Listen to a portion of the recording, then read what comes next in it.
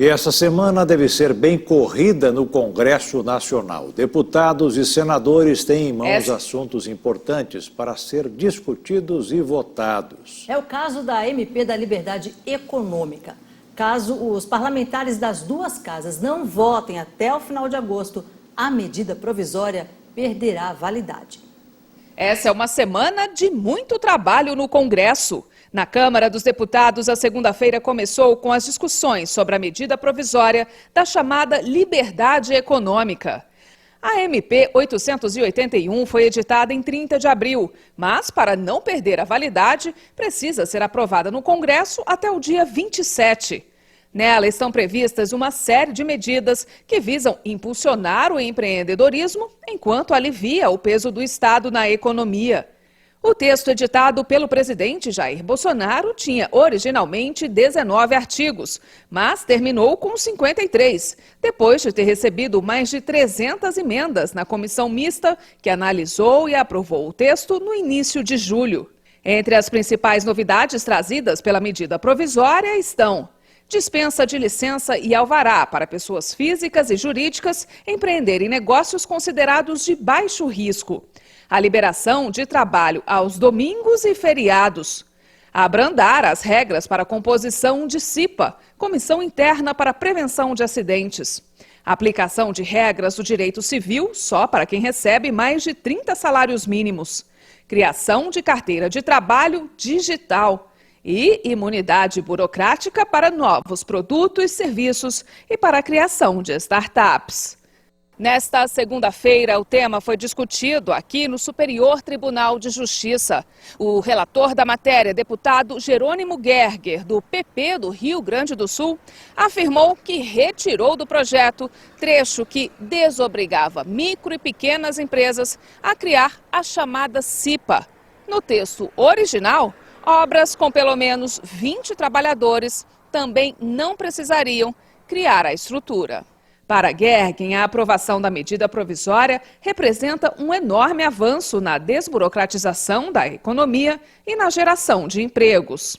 Nós temos hoje uma das principais leis que começa a nascer justamente para que o ambiente de trabalho perca o peso do Estado, impedindo que a gente gere emprego e renda nesse país. O Brasil vai diminuir em 100 países, 100 colocações dentro de um quadro de 180 países, e é um avanço importante dessa lei que tem uma perspectiva, com dados da SPE, Secretaria de Política Econômica, de atingir a geração de quase 4 milhões de empregos só pela desburocratização. O acordo fechado na Câmara é para votar a proposta em plenário nesta terça-feira, numa corrida contra o tempo.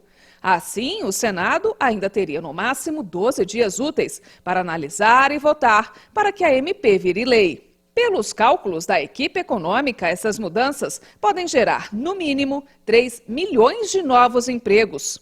Além da MP 881, os deputados se preparam para análise, desta vez na Comissão Especial, da reforma tributária. O colegiado irá se reunir nesta terça-feira para a apresentação do plano de trabalho. O assunto também pode esquentar com o possível envio para o Congresso da proposta de reforma tributária elaborada pelo governo. Outro assunto que pode chegar com tudo na Câmara dos Deputados é a proposta de emenda à Constituição que institui o sistema de capitalização na Previdência Pública, aquele que o trabalhador faz sua própria poupança para garantir a aposentadoria. O ministro da Casa Civil, Onyx Lorenzoni, afirmou neste final de semana que o governo enviará a PEC ao Congresso nas próximas semanas.